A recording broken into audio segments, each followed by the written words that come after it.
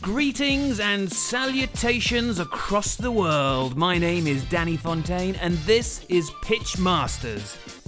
And if you don't mind, I want to take a moment to thank all of the listeners that have been tuning in from the UK, United States, India, Netherlands, Sweden, Belgium, Switzerland, New Zealand, Australia, Germany, Spain, Morocco, Denmark, Greece, Austria, Ukraine, Italy, South Africa, Ireland, Portugal, Norway, Faroe Islands, Canada, Guatemala, Macedonia, Japan, Romania, Mexico, Malaysia, France, Brazil, Bulgaria, United Arab Emirates, Costa Eureka, Finland, Hungary, Lithuania, Poland, Puerto Rico, Slovenia, and Taiwan. The support I've received is incredible, and you all mean the world to me, and so thank you. Subscribe and stick with me because things are only getting better.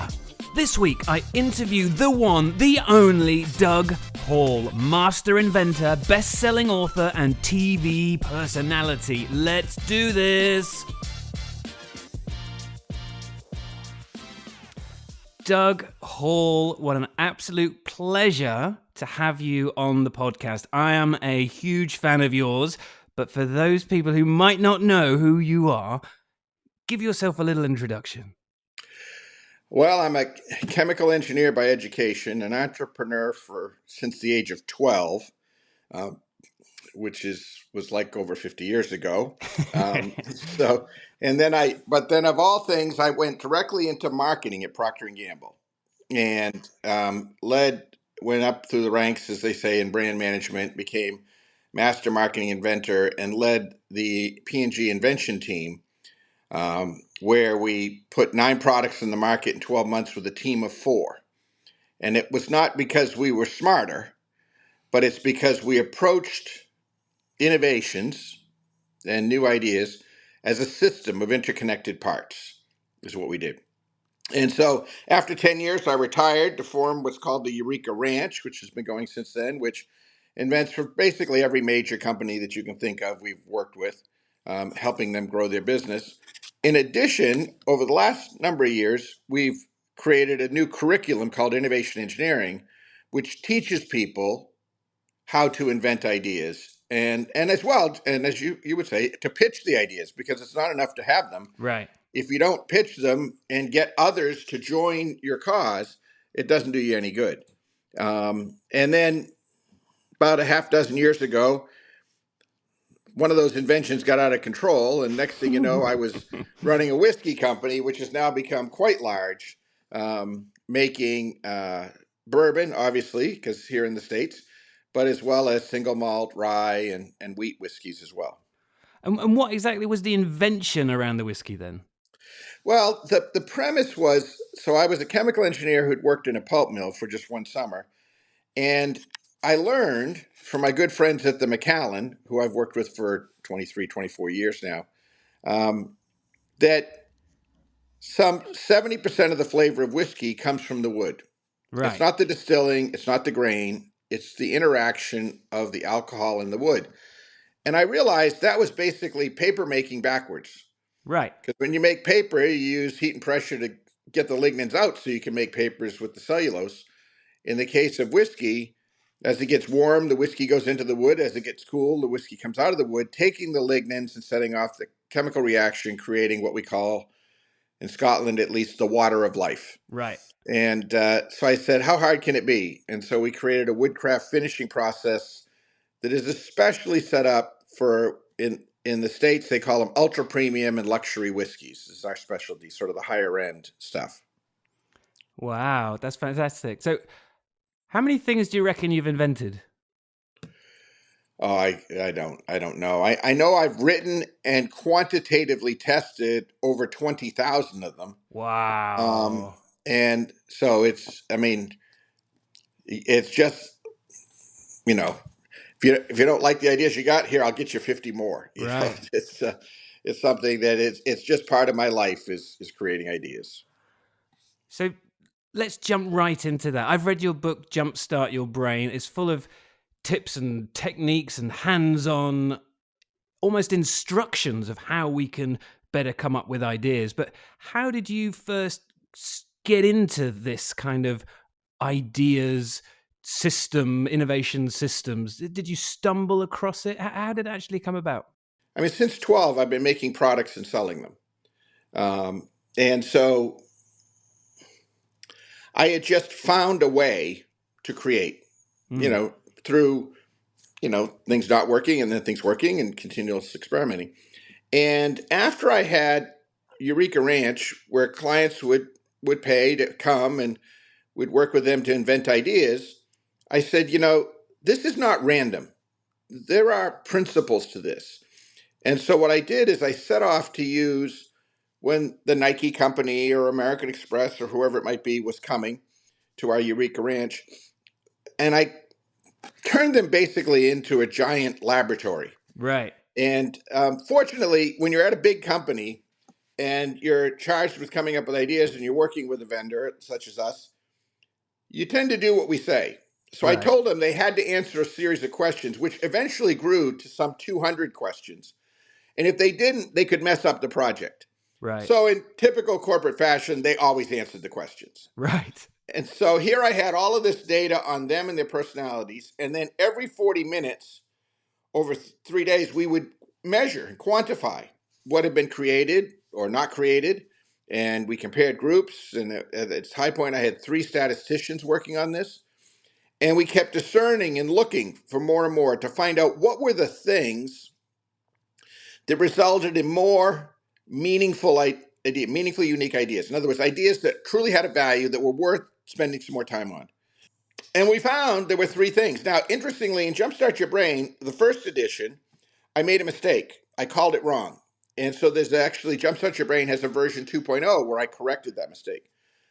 But we found there were 3 things that when people had them, they created more ideas. And the first was stimulus, basically ideas or feats of association. Take 2 or more unrelated ideas, bring them together, and you create a new idea.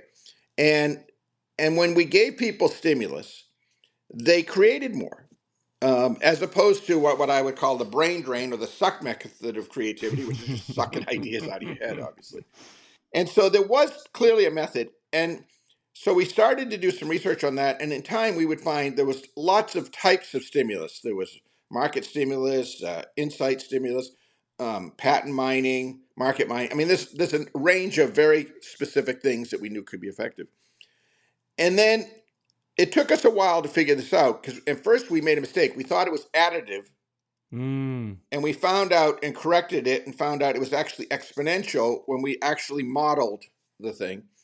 And the second thing was diversity. So in a simple way of thinking about it is, if I've got this piece of stimulus and I've got a challenge, and I'm trying to connect this stimulus to this challenge, if I have different people looking at it, who look at it from a different perspective, because of their life experiences, their demographics, whatever it is, who are just different, you would get exponentially more ideas because each person would interpret that stimulus relative to the challenge in a totally different way. Okay. And so I corrected that. And then the other thing that I thought in the first edition that fun was key. Right. And it is, but it's not the real root issue. Fun is a method for overcoming the real issue, which is fear. Right. So if I take and bring in stimulus, I bring in diversity, I get the people working together, I get an explosion of ideas, but that's divided by the level of fear. As the fear goes up, the number of ideas goes down. Right.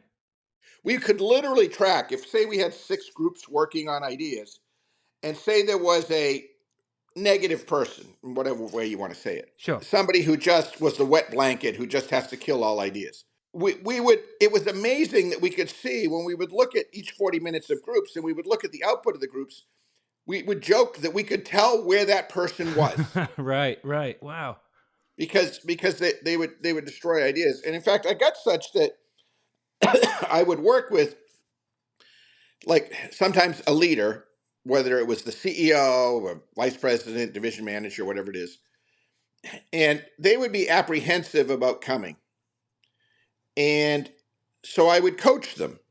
So, because once we learned these things, we then created treatments so that prevent it and to make the group more functional. And we became massively, literally to the point where Dr. Van Gundy at the University of Oklahoma found that with this approach, following stimulus, diversity, and driving out fear, you could get not 5%, not 10%, but over 500%, 5x more useful innovations. So these are things that are unique and valuable. But I would tell the leader, I would say, as they're going into a group, I'd say the first thing I want you to do is to just listen. Don't say anything. So the big boss comes into the room with people of all different levels of the organization. They're a bit nervous that he or she, because it can be either, is there. And I'd say the person afterwards, in between, as we're going to the next group, I'd say, "What do you think?" He said, "Well, the ideas were very, very good. They didn't seem very unique." I said, "Okay, now in the next group, here's what I want you to do. I want you to say the dumbest idea you can possibly think of." Now, sometimes they would say, "I don't understand what you mean." So I would give them some examples of really stupid ideas. And I'd say, "I want you to say the stupid ideas and then be quiet and listen."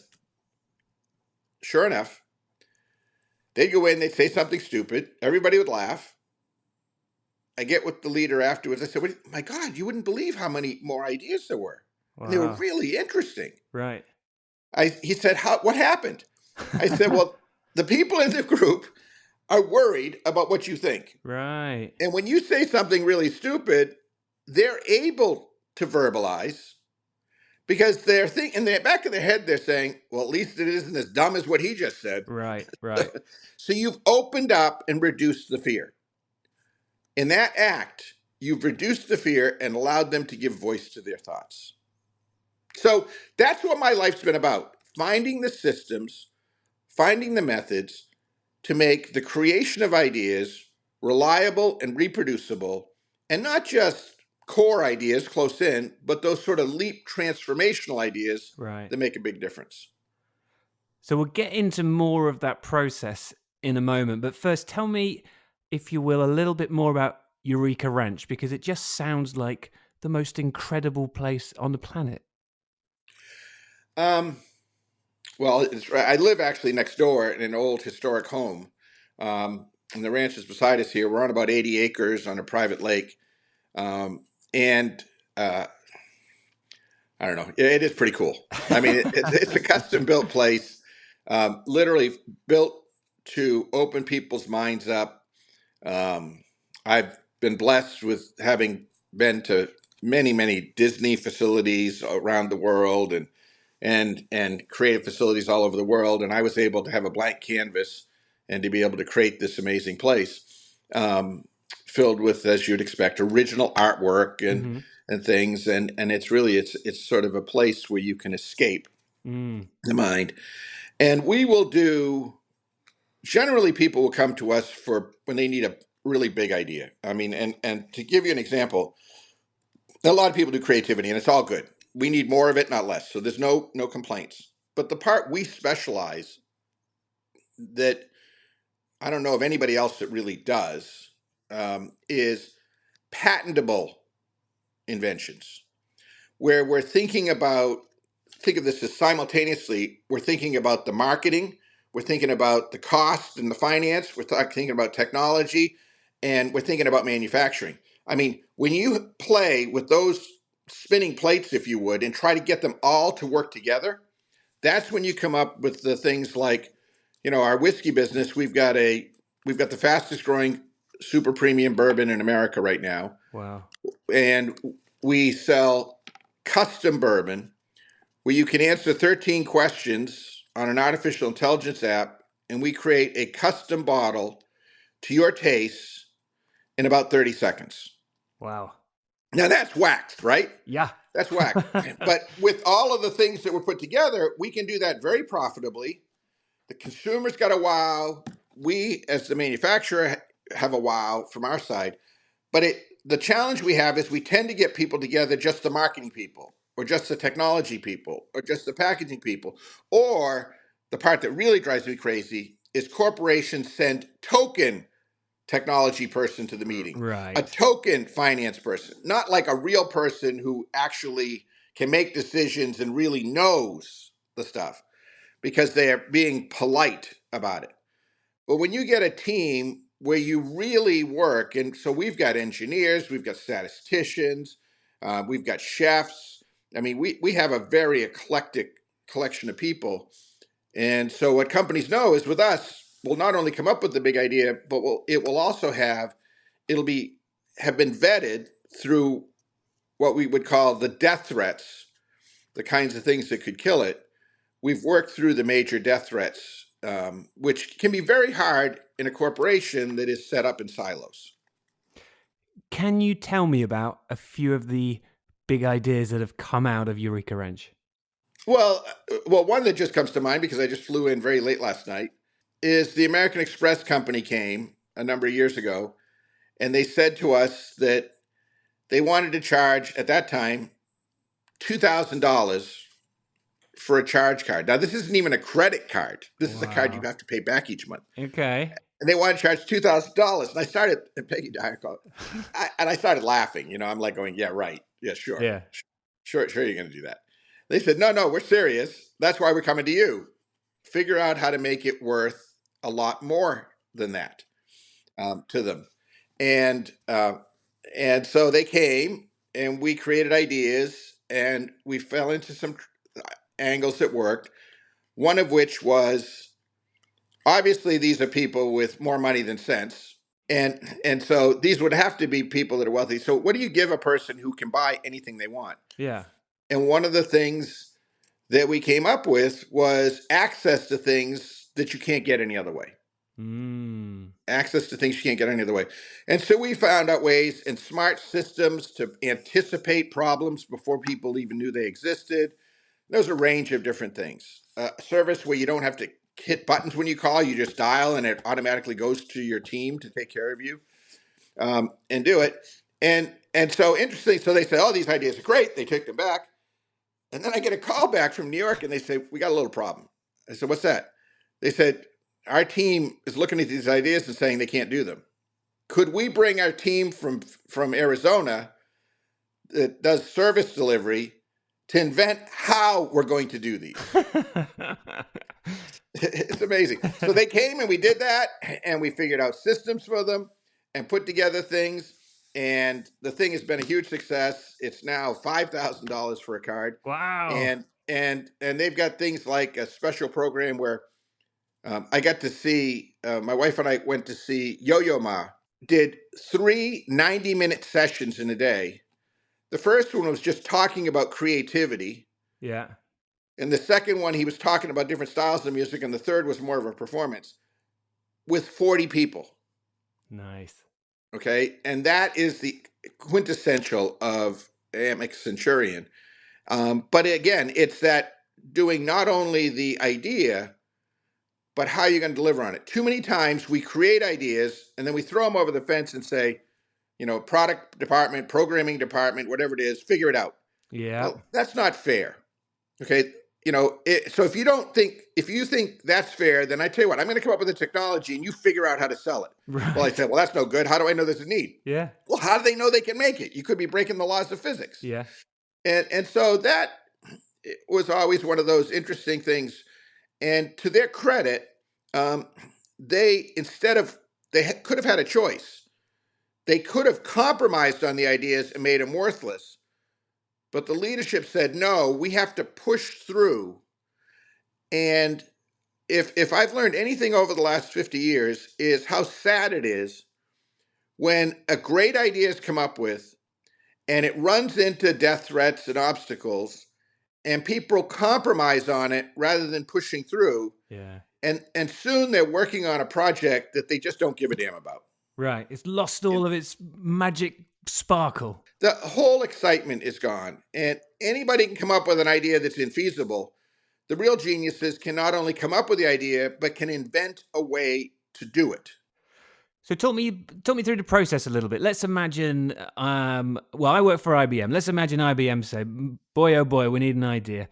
And we've put the right team together for you with the different disciplines and everyone's keen on it. And they arrive in Arizona at the ranch.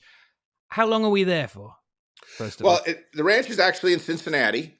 Okay. So we're in Cincinnati. prior to coming, we would do a couple of things. We call it immersion. And again, think of the model as taking your head as a mental food processor and putting stimulus into it, feeding it into your head. And so what we will do is quantitative and qualitative. We would take the team members and we would run a culture survey on them to understand their confidence, their mindset, their thinking style. And interestingly, the data is, while in collective we'll share it, the individual data is there's only 2 people on my team that can access it. And if they give it up, they're fired. Right. So it's truly, truly 100% confidential. Yeah. And we do this not to be mean and not to point fingers, because we know how crappy the corporate world is today. I'm just, it doesn't take a rocket scientist to figure out that it's a tough world today. Right. Pre-COVID, it was a disaster, and it's really a disaster now. I mean, we don't even know where the hell we're going now.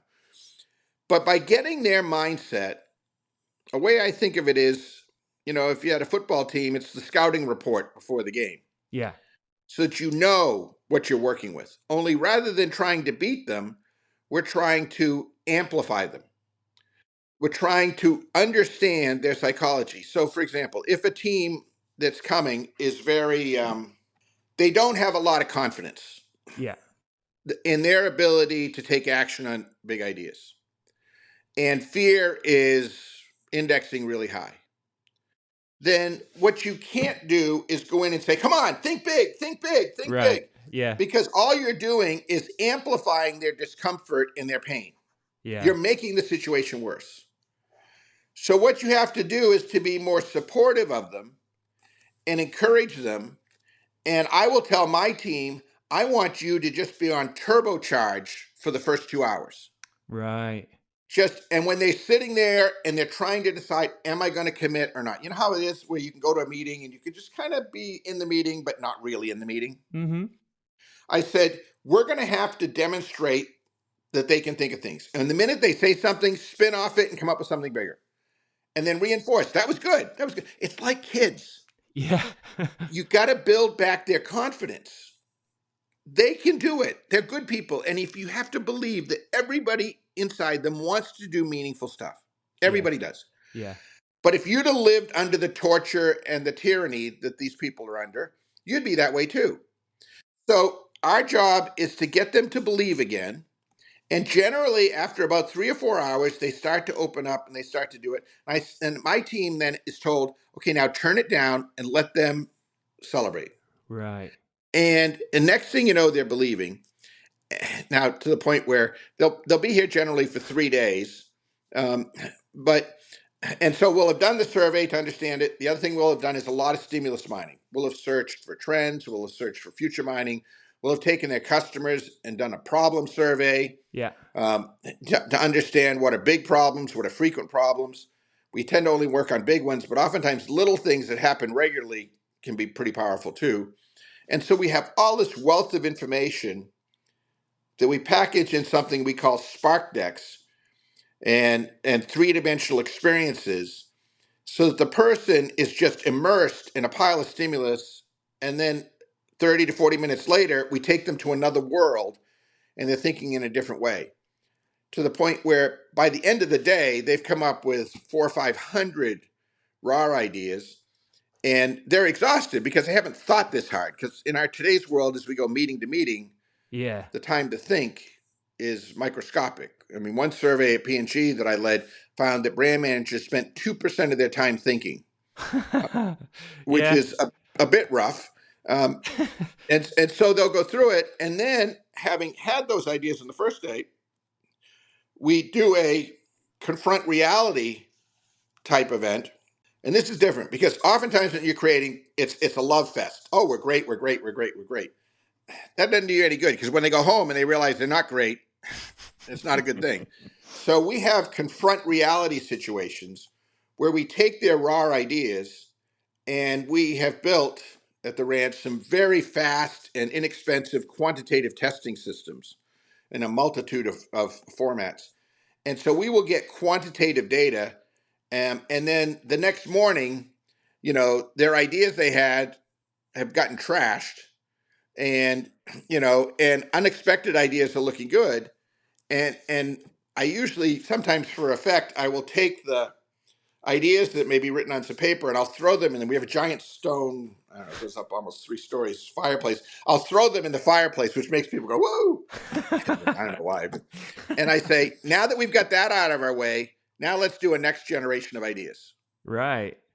So rather than take those and incrementally build, you disconnect, and I want you to start fresh, and we start them to begin all over again.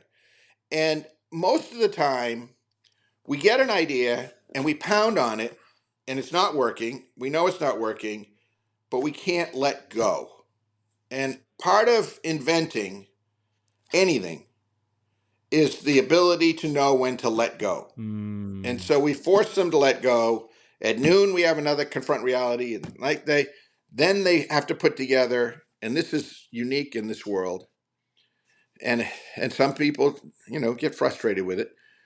But the reality is, this is not, it's not just a right brain,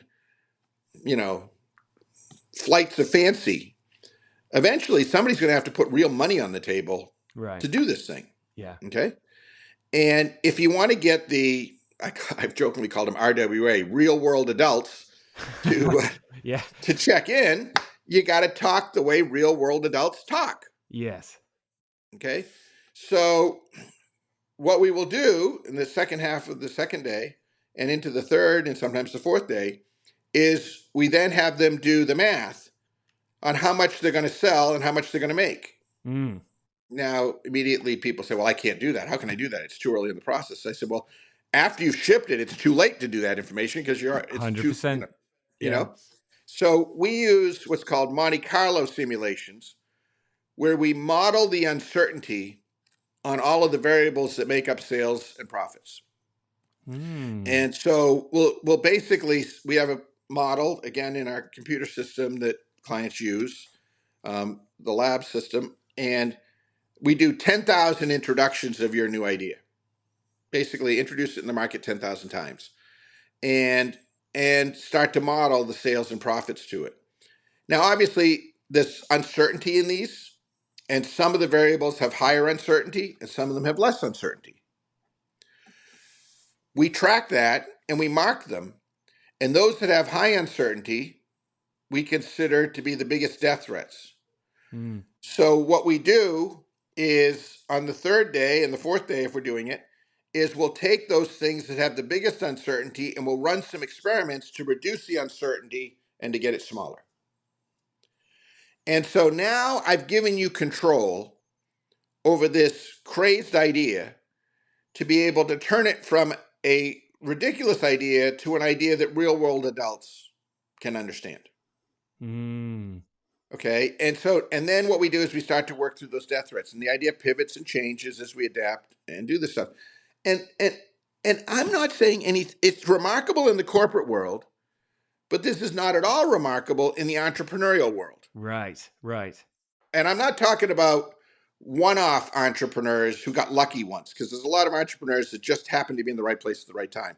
I'm talking about the people that have done it 20 times over and over again.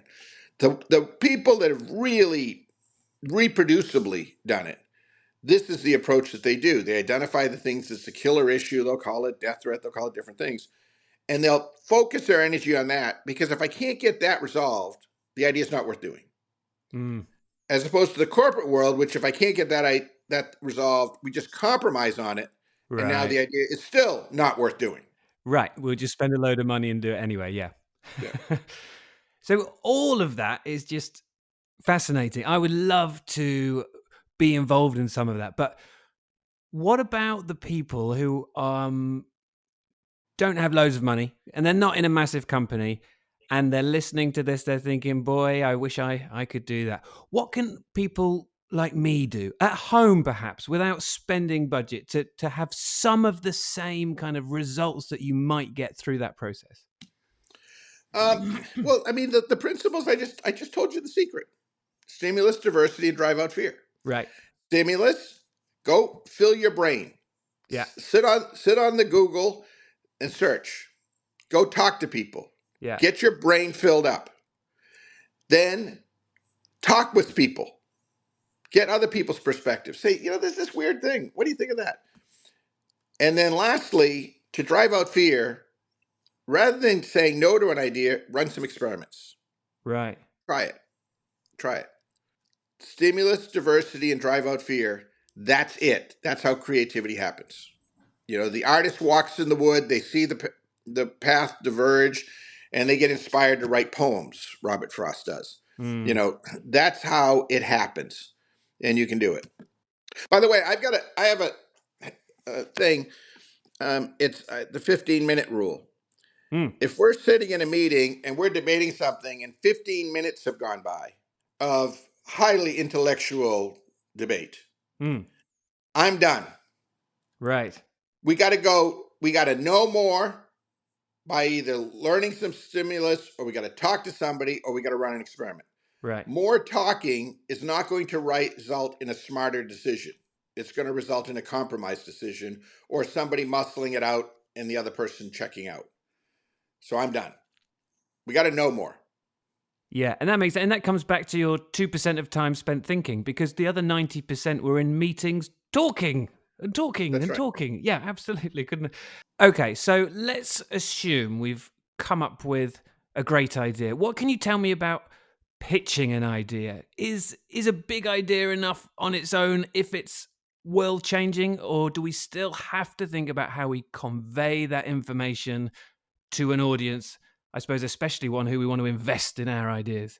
There's two parts to that. There is a structure for how you talk about it, but there's also some secrets that we found and that we have quantified that we know dramatically increase your odds. And this is content you put into that pitch format. So I'm going to do the pitch format first to give you the structure, and then I'll talk about some of the secrets of ways to turbocharge your pitch. Love it. Okay. So the first thing you have to do is, at the end of the day, especially when your idea is really meaningfully unique, it's really something different.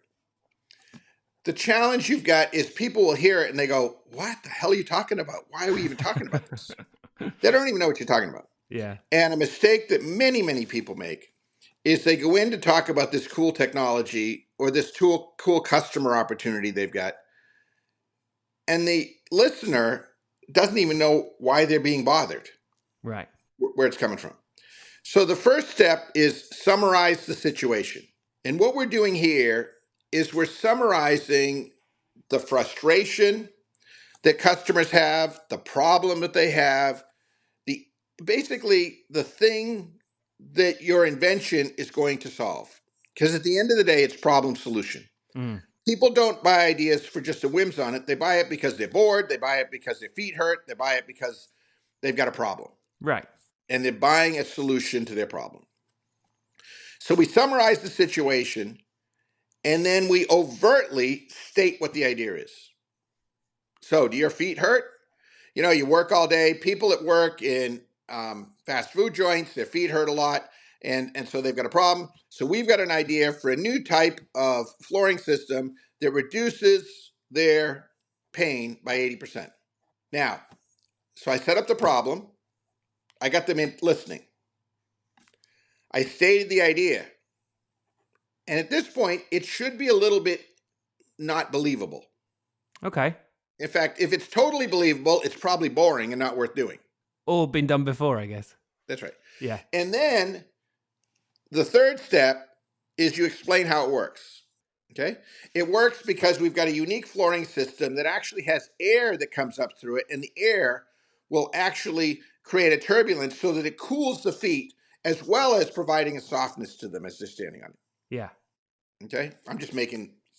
No, I like it. I think you've just invented something. And so, summarize the situation. I got you to stop. I stated the idea. I said, really? That's pretty cool. How the hell are you going to do that? Well, let me explain how it works. Boom, boom, boom. Then, the next step is reinforce the key benefits. And this is usually 2 or 3. And generally, one of them is the benefit for the customer. One is the benefit for the organization, and one is usually a longer term. This sets us up strategically for whatever, blah, blah, blah, blah, blah. Yeah. Okay. Yeah. Yeah. Now, and at this point, the person's like, well, that's pretty cool, but Jesus, that's amazing. How the hell are we going to do that? We don't know anything about airflow. We don't know anything about that. How are we going to do all that? Uh-huh. And so the last step is suggest an easy next step. Because if you've got an idea that is truly shocking to someone, truly shocking, when they stop for a minute, they go, nah, this is going to be a big risk to me in my career. Yeah. I don't know that I want to go with this. And so what you want to do is to give them an easy next step, as in, here's a demo. So, for example, we do our own custom whiskey, and we for people. And when I go out and we're working with people, say we're talking to somebody about an arrangement or a custom product for a celebrity or that kind of stuff, we have a kit that comes with us where, without the fancy machines and that, we've got an analog way where the person, I can make their custom bourbon for them in about 5 minutes right in front of them. Mm. Okay, we got 6 different woodcraft finished whiskeys, and we put them together and we show them how to do it. And they taste it and they go, "Oh my God, that's amazing." Mm. And so now the fact that what I promised you, that your bourbon your way, you could have your own custom bespoke bottle for $45, by the way. So it's not stupid pricing, Right. but for the masses.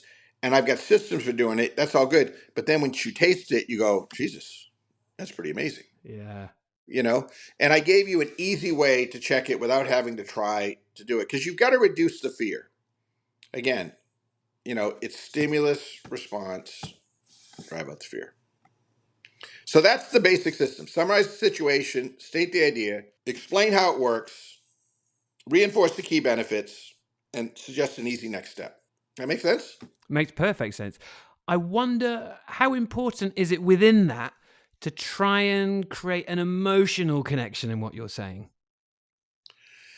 I heard one of your podcasts about the emotional dimension, and there is, but a lot of the emotion that we're dealing with, and I would rephrase that a little bit, having a whole brain approach to it. Mm. So it's not or, it's and. Right. Okay. If you go into a senior executive at IBM and paint them an emotional picture, good luck to you. Yeah. You know IBM, do you? Yeah. Yeah, it's not going to happen. Okay. But at the same time, if you give them a balanced of a left brain logical presentation as well as emotion, then now you've got a whole brain and now you're approaching it. Now, in those emotions, what we miss, because I believe the person that you're interviewing is absolutely right about the emotions, but the emotions in a corporate setting are the emotions of their fear of what's it going to do to their career. Yeah. Okay. Or they're so distant from the end customer, they can't feel the customer's pain. Yeah, that is very true. Most of our clients, they want to be convinced not of a great idea, but convinced that if they give us the money, we won't screw it up to the point where they're going to get fired. That's it, exactly, in a nutshell, I think. See, and so those are the emotions in this situation. Okay.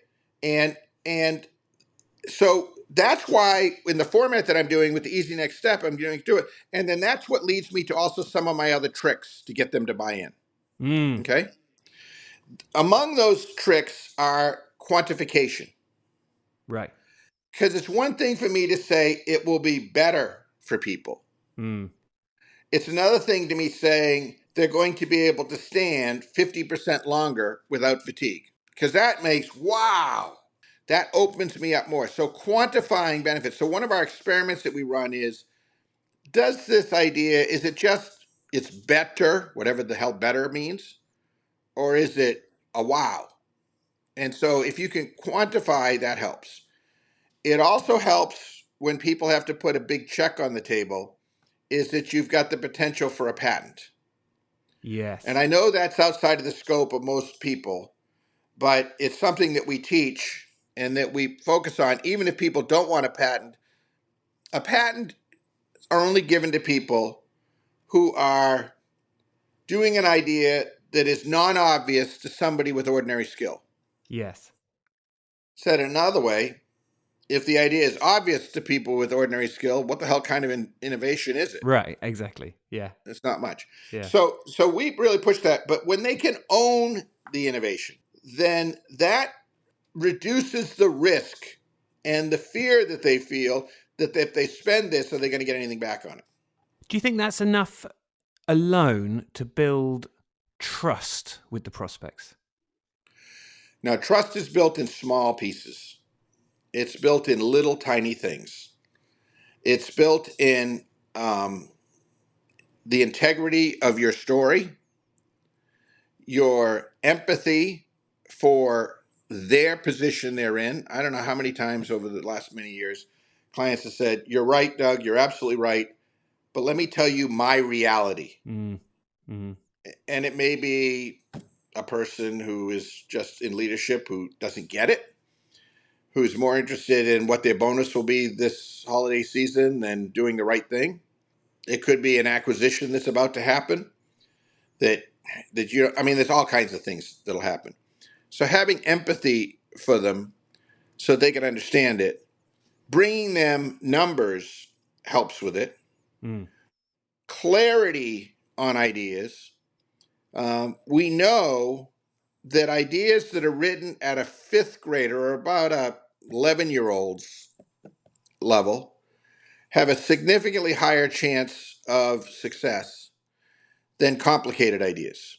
Mm. So it's simple ideas said in simple ways. Mm.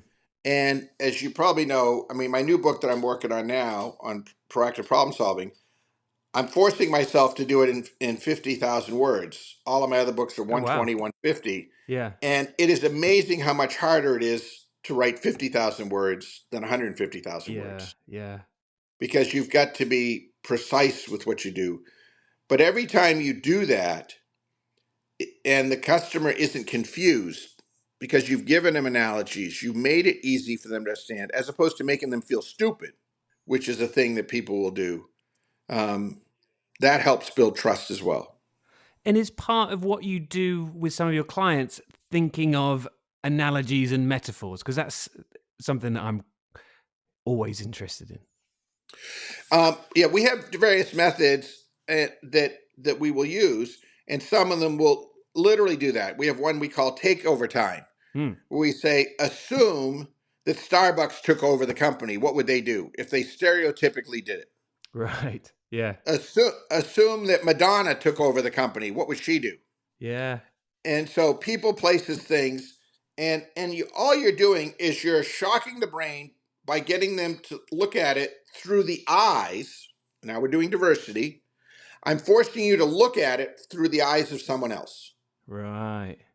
And what that does is it then jumps the tracks to your brain so that you see new thoughts that you wouldn't have seen before. And what about the mechanisms of delivering a pitch? So let's say we're in a corporate world for the sake of it. And everyone uses PowerPoint and all the rest of it. But you talk about when you're coming up with ideas, you talk about these incredible immersive experiences. Do you encourage people to do more than a slideshow? Mixed feelings. Okay. And I think it actually depends on the situation. Right. There are the people are not, there's no solid rule here. Most business people today, if you can't slim this down to a simple pitch, you got no chance Right. because they're not going to put up with it. I hosted a show in Canada called Backyard Inventor, and 12 times the inventors pitched, and 12 times the CEOs said yes. In fact, one CEO came in one time and he said, and they used the exact format I said, summarize situation, state the idea. That's exactly how they, the inventor wanted to come in and talk about the invention. I said, nobody gives a crap about your invention. You got to tell them what the problem is and what you can solve and how you can. Right. And we would drill them to get ready for it. Maggie Nichols and Maggie Pfeiffer and I.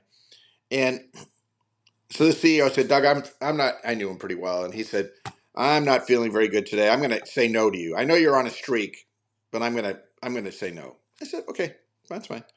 So, of course, the big scene in reality TV show, the person walks in, da-da, the cameras, the slow motion, the stuff, the way Yeah, I can imagine it. lots of quick cuts. Yeah. And I said, so what's your response? Are you a go or a no on this? He looked at me, he said, asshole, excuse me. I said, the director says, that's a cut. And I said, let's do it again. Yeah. We go in, and he looked at me, just gave me an eye, and he says, I'm going to have to say yes. Basically. So I caught him after. I said, what the hell's going on? He says, you jerk. You had them do that thingy you do. And I was going to look like a total embarrassment across the country if I said no, because only an idiot would say no because your pitch was so strong, I had to do it. Wow. And so there are times when that simple thing works. Mm. But there are also times when you're in a situation where the leaders are so far from the work. Mm. And we are a world where we have a lot of managers. I'm of the old fashioned who you come up and you know how the thing works. And I like to know how every part of it works. Right. If it's a product, I'll take the product and look at the ingredient list, and I'll sit with the director of marketing. I'll say, why is this in the product? Why is this? I'll look at the ingredient statement. Right. If they can't answer it, it pisses me off because it's like, why the hell don't you know this stuff? Of course. Yeah. And so I'm the shopkeeper mentality.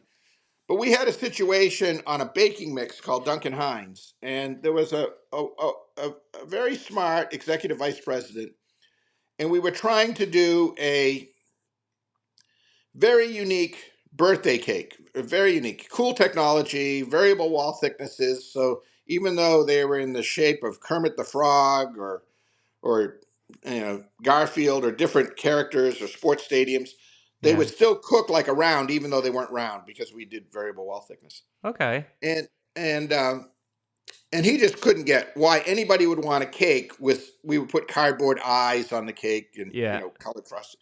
He just couldn't understand why anybody in the world would want this. He just didn't understand it.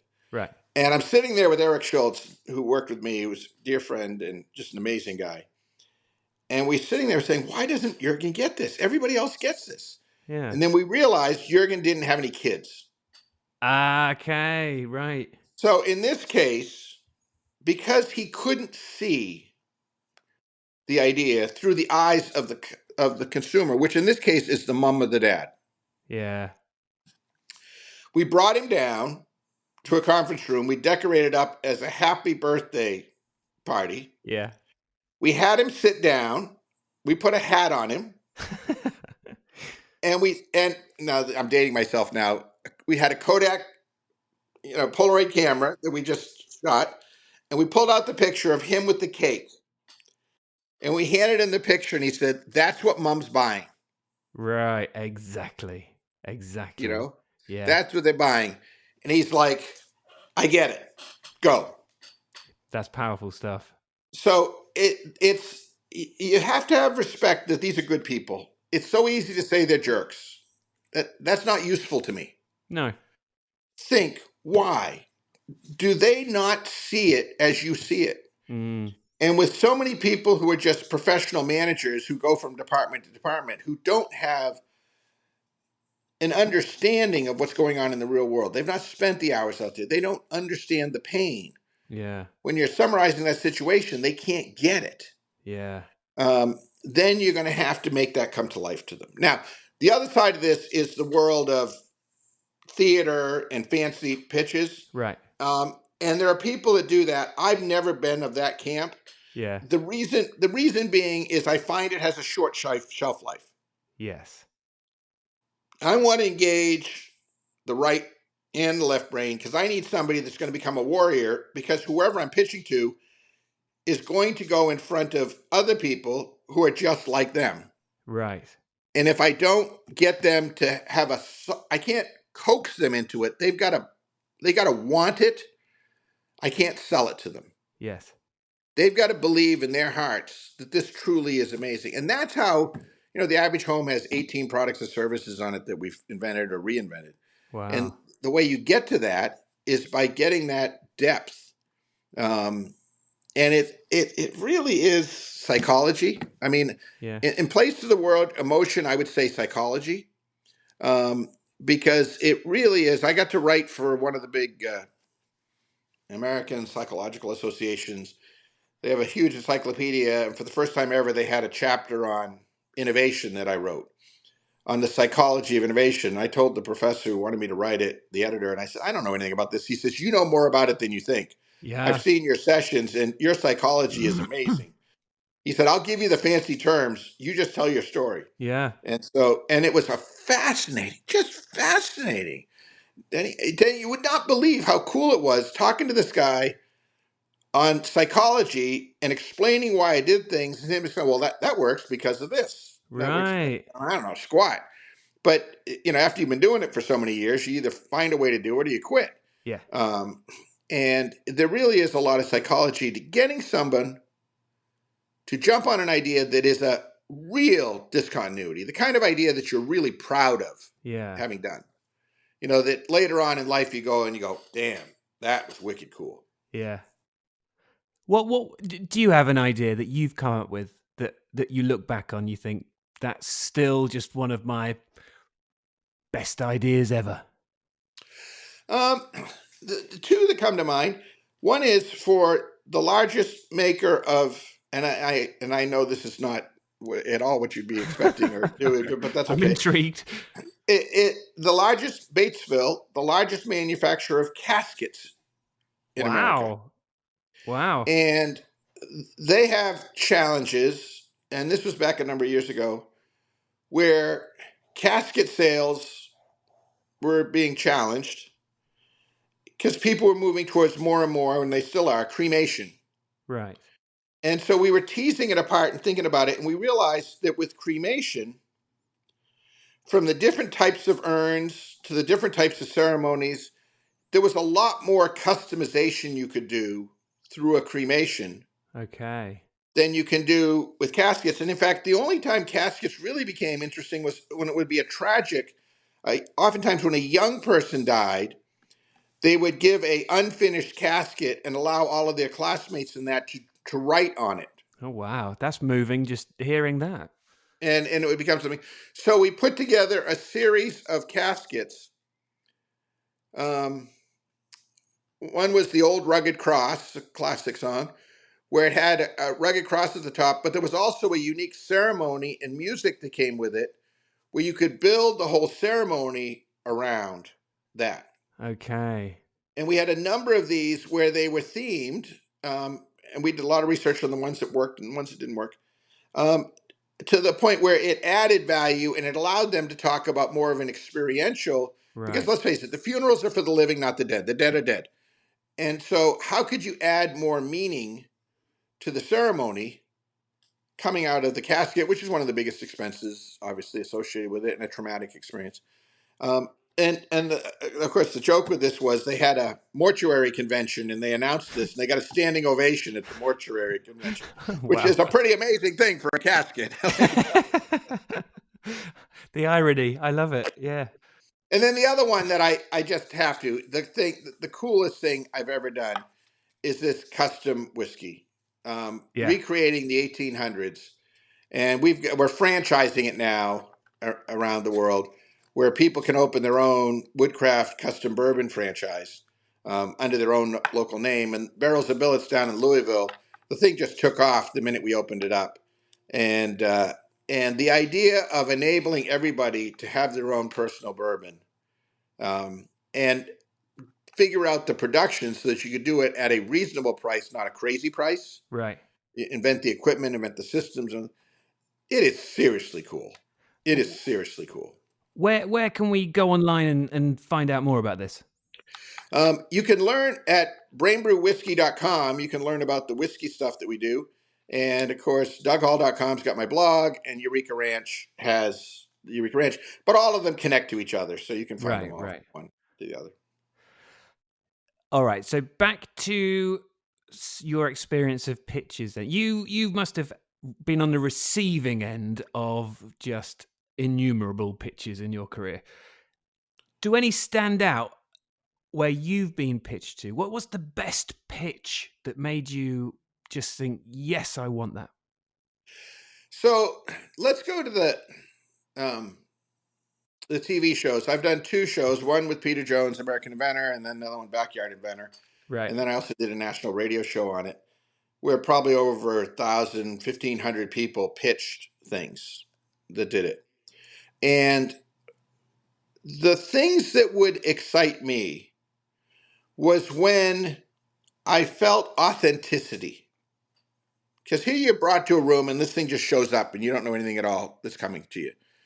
And you could tell the difference when people were doing it because they wanted to make money or they thought it was, make them famous or, but when you could feel that it was a craftsperson, somebody who truly felt that this was an important problem to solve Yeah. and had thought deeply about it.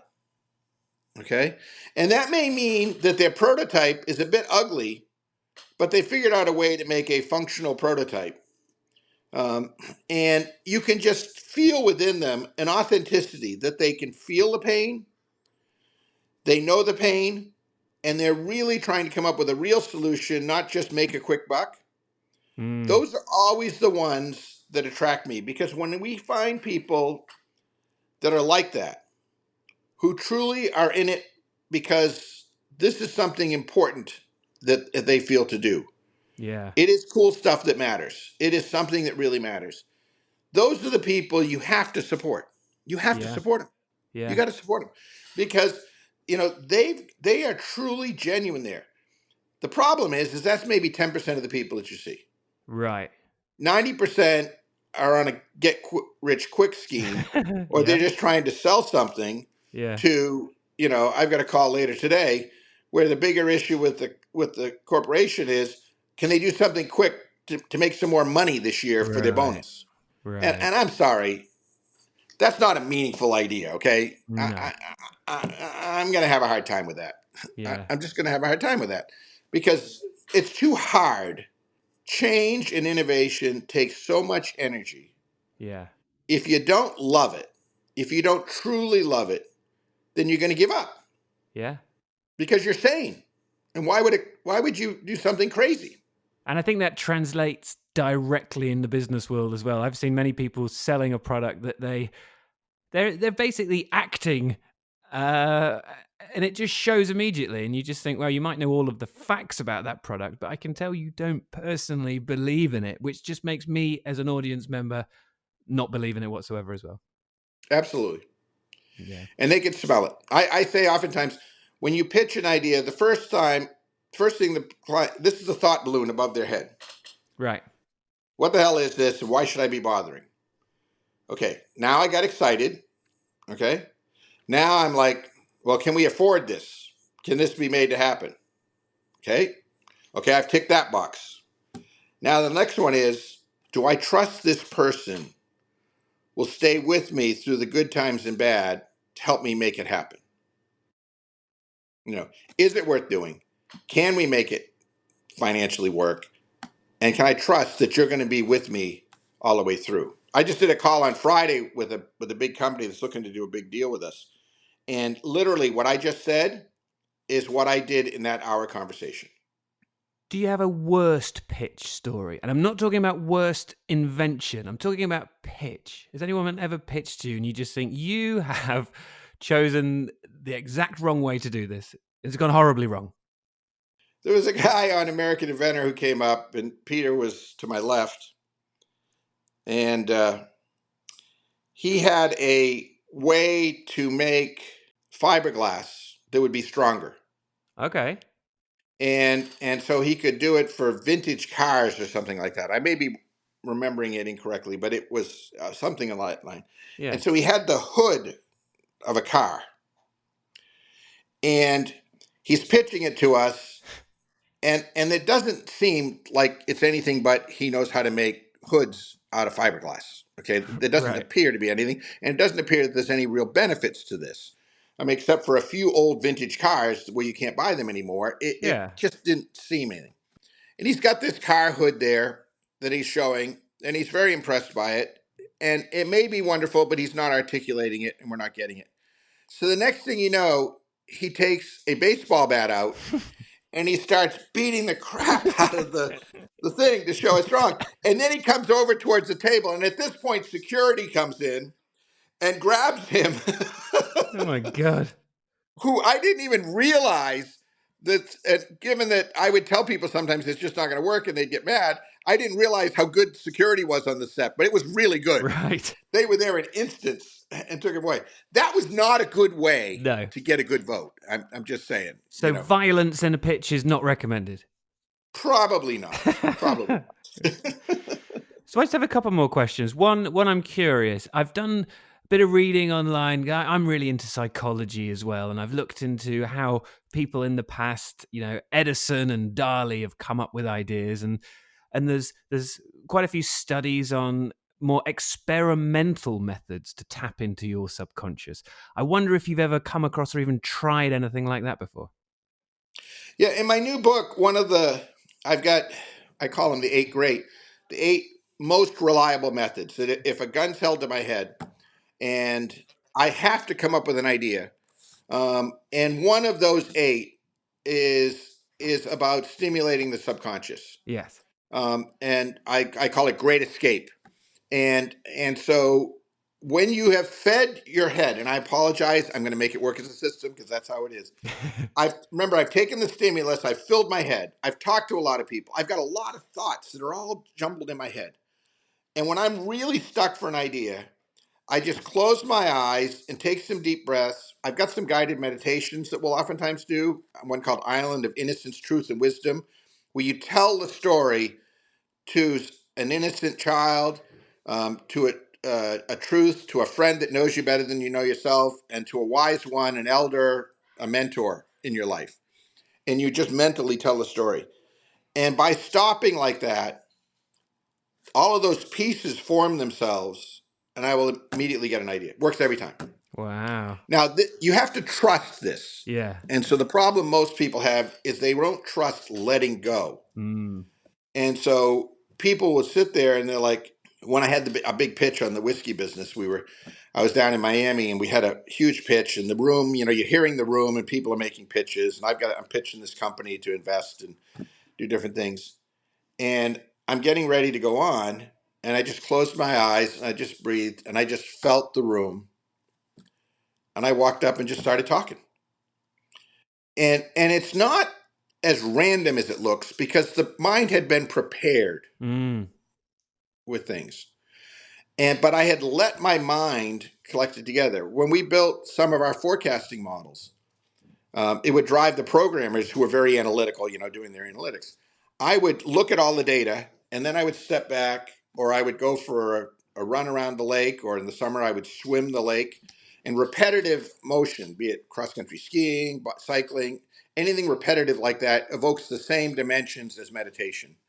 And I would come back from going around the lake and I'd say, here's how you do the model.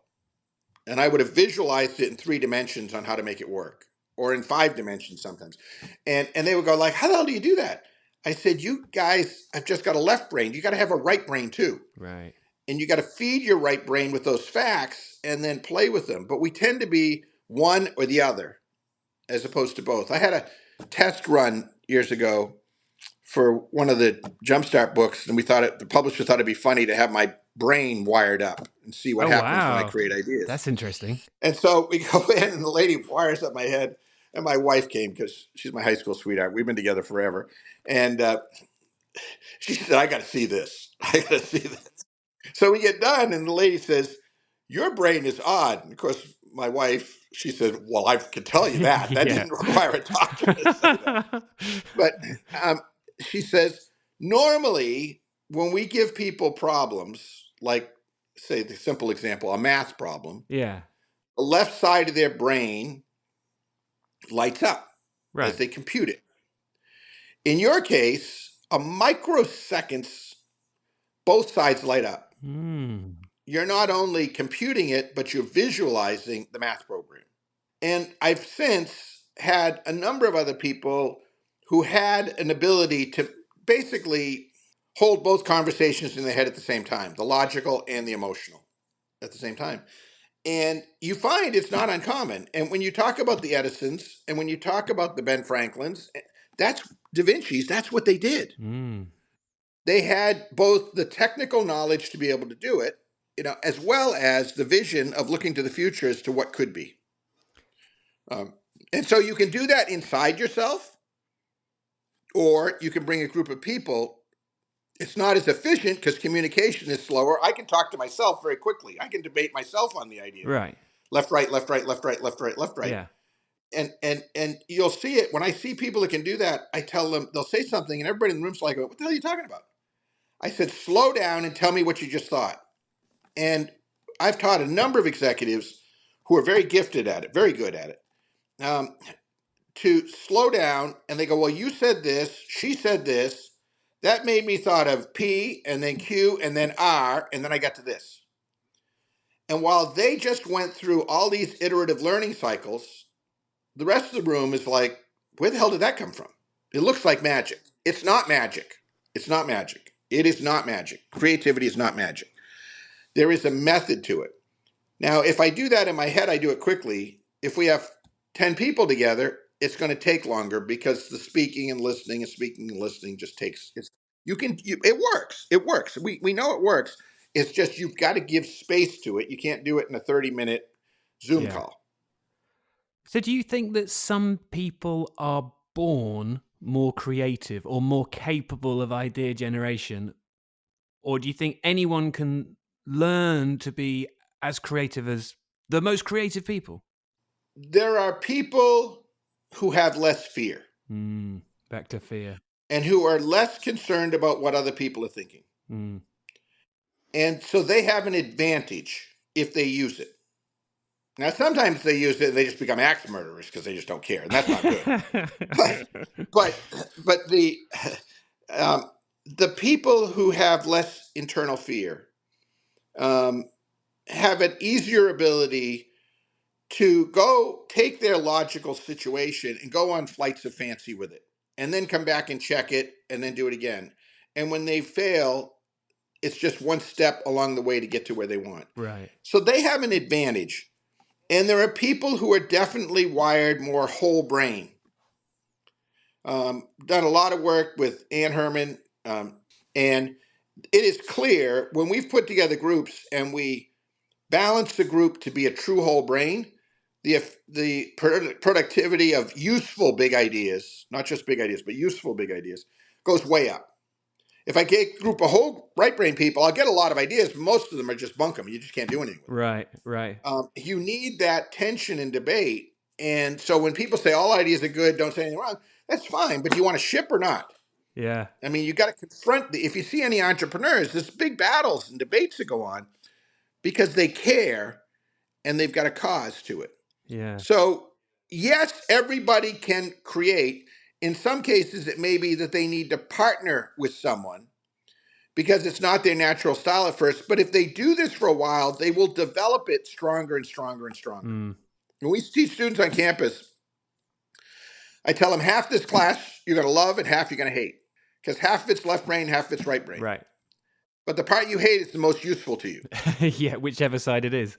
So who are your heroes? Where's your sources of inspiration come from throughout your lifetime? Two really are big. And the first was something that my mom, bless her, she's passed now, but she showed me a paper I'd written in elementary school on Benjamin Franklin. Okay. Who was author, inventor,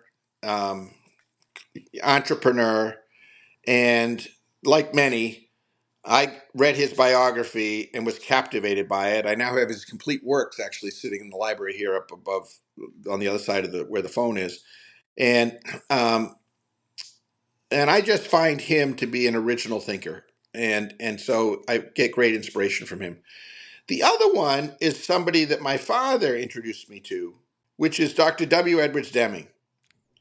And this is the guy that went to Japan after World War II. He helped the Allies win the war through his quality efforts. The Japanese had poor quality. General MacArthur had him, and he basically reinvented Japan. Toyota, Sony, all the rest of the stuff. And he taught that 94% of the problem is the system, 6% is the worker. And that people are good. but the system is flawed. And so my entire life has become focused on, what did I talk about? How we create ideas. You have to work the finance, the production. You got a system is independent parts that work together to accomplish a common aim. What's our whiskey? How do you make the custom work? You got all these parts. You got to solve the puzzle. And so this bringing together of looking at all of the components simultaneously and looking at it as a system, that you're trying to improve the system as opposed to playing the blame game on people, has become my life's work. And whether it's whiskey, whether it's inventing ideas, whether whatever it is I look at things as a system. And Deming's work is stunning. It's stunning how powerful it is. But we tend to want to blame somebody for something. Right. And we want to beat people. And that's just doesn't appear to be very effective. What about books? Any book that you would recommend to listeners? Well, Out of the Crisis by Deming, read it. Okay. And if you haven't read it, read it. And if you've read it, read it again. I'm going to read it. It is an amazing book, and you'll look at it and you'll say, "My God, we haven't progressed as far as we thought we had." Right. And by far, it's amazing. I'm also a big fan of, in a whole different world, Tom Peters, and because when I was growing up, he was just starting out, and of course, he invented the whole marketing and innovation consulting world. I mean, he created it, and his work, especially the early work, and he's since become a good friend. And true disclosure, he wrote the foreword to my Jumpstart Your Business Brain book, and we become good friends. But Tom had the ability to go to the leadership and say, "Boo, wake up." He didn't. He was, even though he came out of McKinsey, he was very much big on getting close to the work, big on diversity and making these teams come together, confronting realities. And so Tom's work has always been quite powerful for me. And then there's Ned Herman of Whole Brain. The Whole Brain book is just, if you want to understand Whole Brain, look at that. It is truly amazing. And what about your books? Which is because you've written a few books now, haven't you? Which is your favorite book that you've written? The best-selling book is Jumpstart Your Business Brain, which is ironic in that half the book is about right brain and half the book is about left brain. So half the book is about creating ideas, and the other half of the book is basically how to package them and sell them and pitch them. And that was named 5 times to the list of the 100 best business books of all time by CEO Reed. And so that has a special place just because of that. From an emotional standpoint, my favorite is North Pole Tenderfoot, which is the story of me being the tenderfoot, somebody who had no business going to the North Pole on a genuine Arctic expedition. Yeah. And North Pole Tenderfoot was just, it's just a very fun romp. There's no seriousness, adultness to it. It's me trying to figure out systems for staying effing warm and figuring out how to cook and do things. And there were people on the trip that had done Everest and all these things. I'm so low on the totem pole. I'm not even the cook. I'm the pot washer, which, being a pot washer at 40 below zero, is like as low in the totem pole as you can be. Yeah. So thank you so much for this. I've had an absolute riot. It's been fantastic. I know a lot of people are going to love this. Do you have any final parting words of wisdom, perhaps for those people just starting out early on in their careers in business? Well, to quote Ben Franklin, "Up sluggard and waste not life. In the grave will be sleeping enough." Deep inside all of us is a little voice that tells us what we should do and what we must do. It's time to listen to that little voice. So what are you waiting for? Do something amazing. You just gave me tingles. Doug Hall, thank you so much for your time. I really appreciate it. All the very best. And I think lots of people are going to be reading some of your books soon. Well, and thank you. And for just I love what you're doing. I love the take that you've got on this. And I might have done a few of these. Your understanding, and as I said, authenticity, been there, done that, as opposed to observed it, comes through. I appreciate that very much. This has been another episode of Pitch Masters. Go to pitchguy.co.uk for updates and information, or search for Pitch Guy on social media for regular videos on sales, psychology, storytelling, creativity, and much more.